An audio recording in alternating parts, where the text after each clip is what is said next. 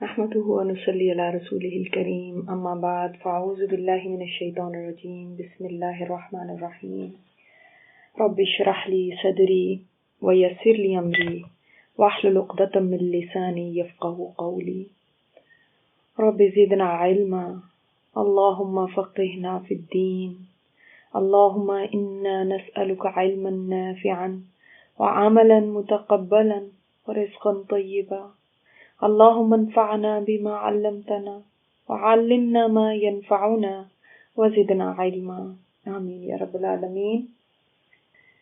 اب اس کے بعد جو آیت آ رہی ہے، آخری آیت اس سورہ کی، اور اسی کے اوپر پورا رکوع مشتمل ہے، یہ آیت جیسے میں نے آپ کو شروع میں بتایا کہ یہ آیت ہے وہ جس سے کہ پھر فرضیت اٹھ گئی تہجد کی نماز کی، اور فرضیت اٹھ گئی تو اس کے بعد پھر کیا تھا، 1 سال کے بعد، اس میں تو آتا ہے کہ 1 سال کے بعد یہ آیت نازل ہوئی، تو اس کے بعد پھر آپ کیا کرتے تھے؟ پہلے تو یہ تہجد پڑھتے تھے نا صحابہ کرام اور آپ صلی اللہ علیہ وسلم، لیکن اس کے بعد پھر صحابہ کیا پڑھتے تھے؟ آپ صلی اللہ علیہ وسلم نے تو کنٹینیو کی۔ آپ کو پتہ ہے کہ پھر اس کے بعد 2 نمازیں تھیں، ایک صبح اور ایک شام، اور اس کے بعد معراج پہ جب آپ صلی اللہ علیہ وسلم گئے تھے تو تب جا کے 5 نمازیں فرض ہوئی تھیں۔ تو it was also kind of step by step کہ نماز بھی آئی، ٹھیک ہے۔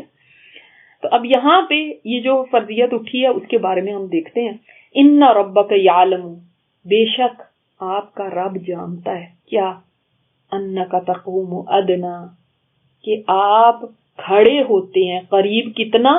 من ثلثی اللیل، 2/3 رات میں آپ کھڑے ہوتے ہیں۔ آپ کا رب جانتا ہے، رب دیکھ رہا ہے، اللہ تعالیٰ کے علم میں ہے کہ آپ کیسے کھڑے ہوتے ہیں۔ یعنی اس وقت سبحان اللہ، اس بات کو ہم سب سوچیں کہ جب ہم کھڑے ہوتے ہوں گے رات کو،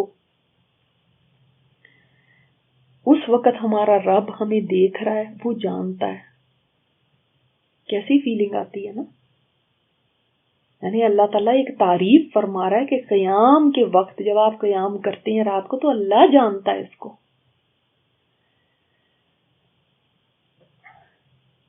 وَنِصْفَهُ، 2/3 رات کو جو آپ کرتے ہیں، یا آدھی اس کی، یعنی آپ اللہ تعالیٰ نے جیسے حکم دیا تھا نا سبحان اللہ ویسے ہی کر رہے ہیں۔ وَثُلُثَهُ، اور 1/3۔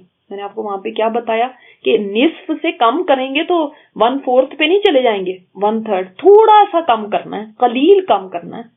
اور زیادہ کیا کیا تھا، اس کا مطلب ثلثی اللیل، 2/3 کر دیا تھا۔ وہ ہاف سے زیادہ ہوتا ہے نا 2/3، آپ میجرنگ کپ اپنے دیکھ لیجیے گا، آپ کو پتا چل جائے گا کہ 2/3 کتنا ہوتا ہے، 1/3 اور ہاف کتنا ہوتا ہے، اگر آپ کو نہیں پتا تو۔ وَطَائِفَةٌ مِّنَ الَّذِينَ مَعَكَ، اور ایک گروہ ان لوگوں میں سے جو آپ کے ساتھ ہیں، وہ بھی آپ کے ساتھ قیام کرتے ہیں۔ یعنی صحابہ میں سے بھی ایسے ہیں جو آپ صلی اللہ علیہ وسلم کے ساتھ تہجد میں یعنی قیام کیا کرتے تھے۔ اچھا، قیام اللیل کا یہ کہ یہ وہ نہیں کہ کوئی آپ صلی اللہ علیہ وسلم جماعت کرا رہے تھے ان کی۔ آپ کو پتہ ہے یہ جو اس کا بھی تھوڑا سا آپ کو بتا دوں کہ جو تراویح کہتے ہیں تو لوگ کہتے ہیں کہ جی حضرت عمر نے شروع کی تھی، حضرت عمر نے بدعت حسنہ شروع کی، یہ اچھی بدعت ہے جو ہے، ایسا نہیں ہے۔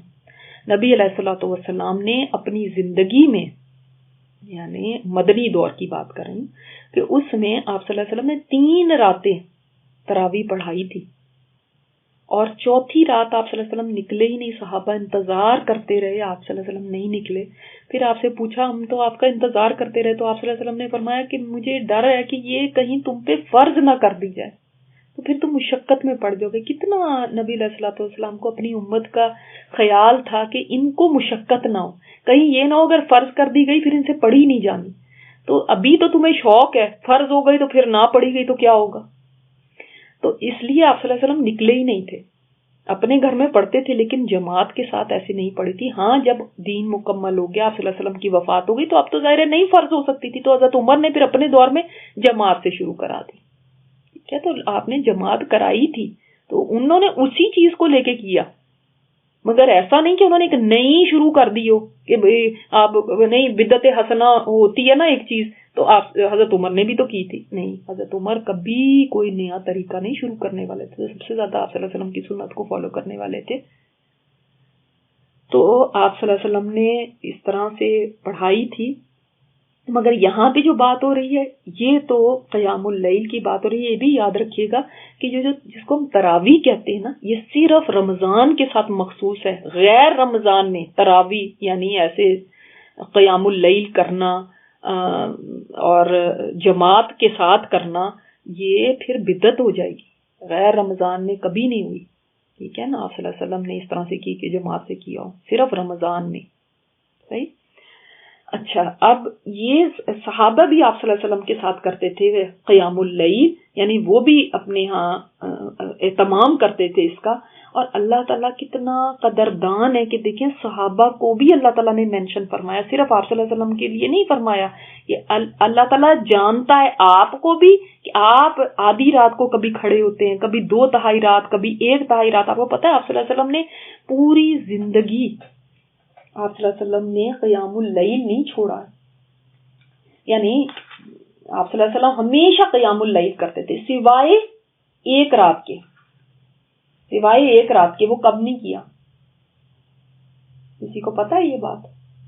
مزدلفہ کی رات آپ صلی اللہ علیہ وسلم نے قیام نہیں کیا. کہ فرمایا گیا نا کہ اس رات میں نہیں، آپ اس رات میں سوئیں، آپ نے اس میں نہیں قیام کرنا ہوتا. تو آپ صلی اللہ علیہ وسلم نے اس میں نہیں قیام کیا. اگر کبھی بیمار بھی ہوتے تھے تو تھوڑا کر لیتے تھے، کم کر لیتے تھے، لیکن کرتے تھے قیام اللیل. تو اگر ہم اس کو اپنی عادت بنا لیتے ہیں تو کبھی نہیں ہوتا تو کم کر لیں. ایک مجھے کسی کا پتا چلا کہ سبحان اللہ وہ اپنے حیض کے دنوں میں بھی اٹھ کے وضو کرتی ہیں اور بیٹھ کے استغفار کرتی رہتی ہیں.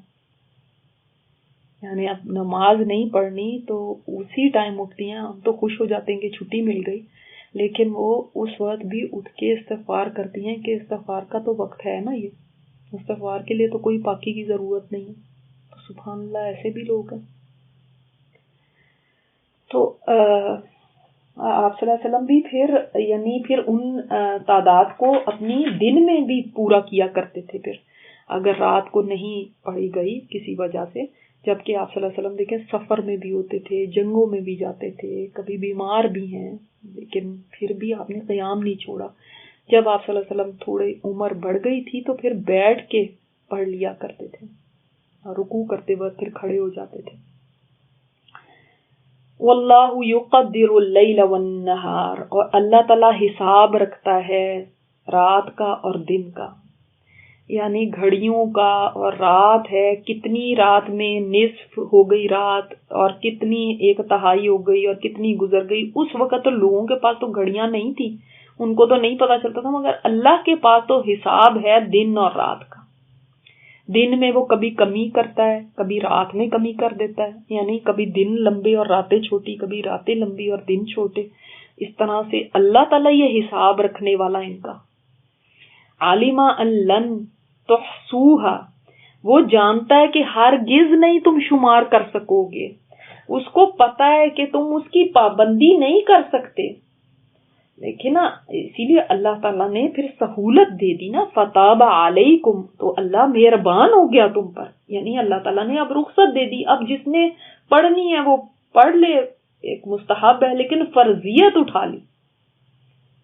دیکھیں نا، اب یہ 1 سال تک تو صحابہ نے پورا کیا ہے، اور صحابہ اس قدر اس میں کانشیس ہوتے تھے کہ ہم نے اتنی نماز پڑھنی ہے کہ کبھی رات آدھی ہو گئی اور کبھی اس سے بھی زیادہ ہو گئی. اور ان کو تو اتنا نہیں، یعنی یہی نہیں کہ گھڑیاں نہیں تھی، مگر اس میں اتنی مشغولیت ہوتی تھی کہ اتنا وقت گزر جاتا تھا اور ان کو اندازہ نہیں ہوتا تھا. آپ تعین تو نہیں نہ کر سکتے کہ کتنا وقت گزر گیا. آپ ویسے بھی اگر رات کو نماز پڑھیں تو جب تک آپ گھڑی نہ دیکھیں آپ کو پتہ نہیں چلے گا کہ کتنا ٹائم گزر گیا ہے. ظاہر ہے اتنا آپ لمبے اگر قیام کریں گے یا کچھ ہے تو آپ کو نہیں اندازہ رہتا.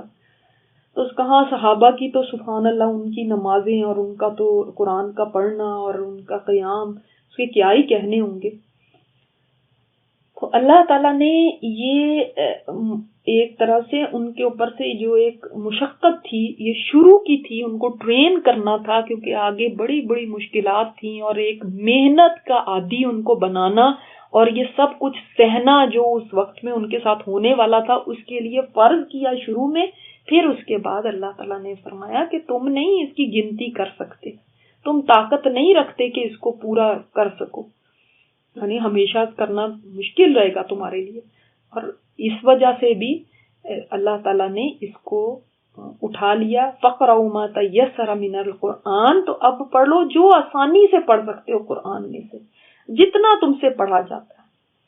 آپ نوٹ کریے گا یہاں پہ یہ نہیں کہا گیا 8 رکعتیں پڑھ لیا کرو, 20 پڑھا کرو, اتنی پڑھا کرو. ہمارے تو انہی پہ جھگڑے نہیں ختم ہوتے.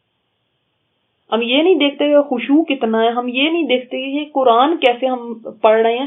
ہمیں یہی مشکل ہے کہ 8 نہیں پڑھی تو 20 پڑھ لیں, کسی نے 20 نہیں پڑھی تو 8 پڑھ لیں, تو یہ بہت بڑی مصیبت ہو گئی. یہ کچھ نہیں ہے. قیام کرنا ہے اور اللہ کے قرآن کے ساتھ کرنا ہے بس. دیکھو ہمیں شیطان نے کن مسئلوں میں الجھایا ہوگا. اب اللہ تعالیٰ کو پتا ہے, کیا پتا ہے کس وجہ سے, یعنی اللہ تعالیٰ نے یہ تہجد کی فرضیت اٹھا لی. عالمہ, اللہ تعالیٰ جانتا ہے, ان کے سیکون, ان قریب ہوں گے, منکم مرضی, تم میں سے کوئی بیمار بھی ہوں گے. یعنی اگر آج تم کر سکتے ہو, لیکن جب فرضیت ہو گئی تو پوری امت کے لیے رہتی دنیا تک فرضیت ہو گئی نا. لیکن اللہ کو پتا ہے تم میں سے کوئی بیمار بھی ہوگا, اس کے لیے مشکل ہوگا قیام اللیل. وآخرون, اور پھر بیماری کے اندر رذیل بڑھاپا بھی کوئی کم بیماری تو نہیں ہے نا. وآخرون, اور کچھ دوسرے بھی ہوں گے, یضربون فی الارض, جو چلتے پھرتے ہوں گے, سفر کرتے ہوں گے زمین میں. یبتغون من فضل اللہ, جو اللہ کے فضل کو تلاش کرتے ہوں گے, اللہ کا فضل چاہتے ہوں گے, وہ بھی لوگ ہوں گے. یعنی آپ دیکھیں نا, پورا دن جاب کرنی ہے یا بزنس ہے یا کوئی ایسے جن کے بھی کوئی اس طرح سے کام ہے, اب پورا دن محنت کرنے کے بعد رات کو اتنے تھکے بھی آئیں گے کہ نہیں پاسبل ہوگا ان کے لیے کہ وہ کھڑے ہوں اور وہ قیام کریں.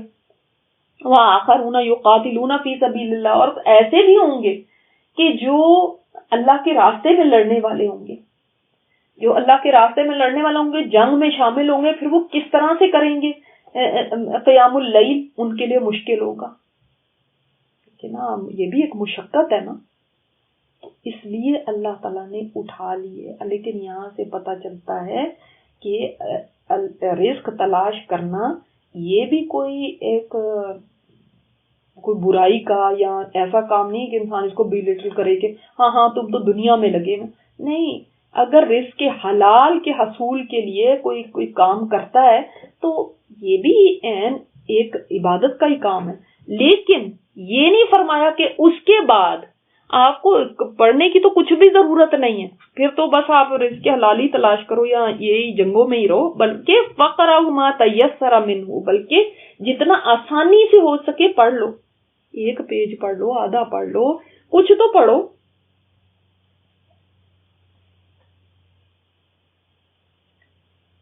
تو اس لیے یہ کام تو کرنے ہیں, یہ دنیا کے کام تو چلتے رہیں گے. کہیں بیماری بھی آئے گی, سفر بھی آئیں گے, رزق حلال کی تلاش کے لیے بھی سفر کرنے پڑیں گے, اور اس کے علاوہ کبھی جنگیں بھی ہوں گی. لیکن قرآن کو نہیں چھوڑنا, اس کو پڑھنا ہے. ہاں, یہ آسانی ضرور ہے کہ جتنا آسانی سے ہو سکے اتنا پڑھ لو. کبھی زیادہ پڑھنے کا موقع ہو جاتا ہے, کبھی بالکل تھوڑا ہی پڑھ سکتے ہیں. اگر اس کو نماز کے لیے لیا جائے تو نماز میں جتنا پڑھ سکتے ہو, اگر اس کو ویسے لیا جائے تو جتنا بھی پڑھ سکتے ہیں. یعنی کوئی لمٹ نہیں ہے, جتنا ایزیلی ہو جائے. اپنے آپ کو اس میں مشقت میں ڈالنے کی ضرورت نہیں ہے. تو زیادہ اس سے مراد یہاں پہ نماز ہی لیا گیا, کیونکہ ظاہر ہے اسی کی بات ہو رہی ہے اور اسی میں قرآن پڑھا جائے گا.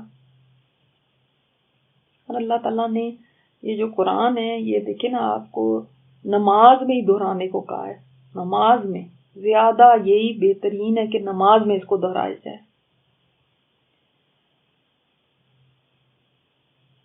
وَأَقِيمُوا الصَّلَاةَ وَآتُوا الزَّكَاةَ, اور قائم کرو نماز کو اور دو زکوٰۃ. یعنی اب آپ کو پتہ ہے نا کہ وہ 2 نمازیں ہو گئی, اس کے بعد تو وہ اس نماز کی طرف اشارہ ہے. اور اب کے وقت کے اندر یعنی اب 5 نمازیں ہیں تو انہی 5 کو ادا کرو. تہجد اب فرض نہیں رہ گئی. وآتوا الزکاۃ اور زکوٰۃ دو. شروع کے مکی دور میں تو زکوٰۃ نہیں تھی مگر زکوٰۃ کے علاوہ صدقات تھے، اور ابن کثیر کہتے ہیں کہ نہیں، شروع میں بھی زکوٰۃ تو تھی لیکن اس کے مصارف نہیں تھے یا اتنی پرسنٹ دینی ہے وہ نہیں تھی، ویسے دو اللہ کے راستے میں. وَأَقْرِضُوا اللَّهَ قَرْضًا حَسَنًا اور قرض دو اللہ کو قرض اچھا. اور قرض سے حسنہ سے مراد خاص طور پہ کیا ہے؟ اللہ کے دین کے لیے جو خرچ کرنا، اس کی نشر و اشاعت کے لیے، اس کو آگے بڑھانے کے لیے، اس کی ترقی کے لیے جو بھی خرچ کیا جائے اس کو اللہ تعالیٰ نے اپنے ذمے قرض قرار دیا کہ میرے اوپر قرض ہے، وہ میں ضرور اس کو ادا کروں گا. قرض جب بھی انسان کسی سے لیتا ہے تو کیا اس کے اوپر ہوتی ہے؟ انڈرسٹینڈنگ ہوتی ہے کہ یہ واپس دیا جائے گا. ویسے آپ کسی کو دیں تو وہ نہیں ہوتی، تحفہ ہے یا کوئی اور چیز ویسے آپ کسی کو دیتے ہیں تو اس میں یہ شرط نہیں ہوتی، یہ انڈرسٹینڈنگ نہیں ہوتی. مگر قرض میں، قرض کہتے ہی اس کو ہیں جو کہ کوئی بورو کرے اور واپس لے. اللہ تعالیٰ نے اس کو قرض فرمایا. اور نفلی عبادت بھی اس سے مراد لیا گیا قرض حسنہ سے، کہ کون اللہ کے لیے نفلی عبادت کرے گا تو اللہ تعالیٰ اس کو بہت اچھی طرح لوٹائے گا اس کا اجر.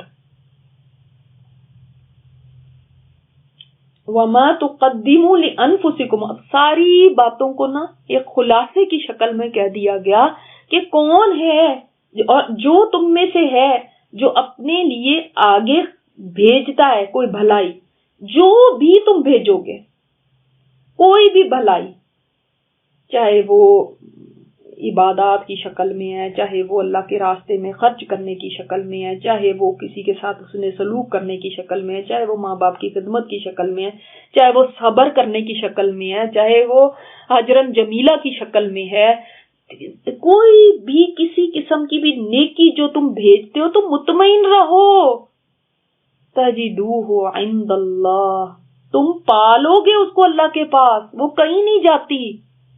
یہ دنیا کی وہ نہیں ہے کہ جہاں پہ کسی بینک میں رکھا تو بینک جو ہے نا وہ اس نے دیوالیہ ہو گیا اور پھر کسی کے پیسے ہی نہ ملے، یا کسی بزنس میں لگایا اور وہ لے کے بھاگ گئے پیسے.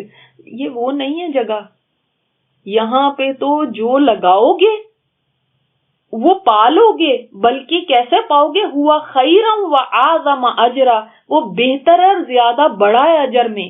اتنی بھی نہیں رہے گی، کھجور بھی دی ہوگی نا تو اخلاص کے ساتھ دی ہوگی تو احد پہاڑ کے برابر دیکھو گے اس دن.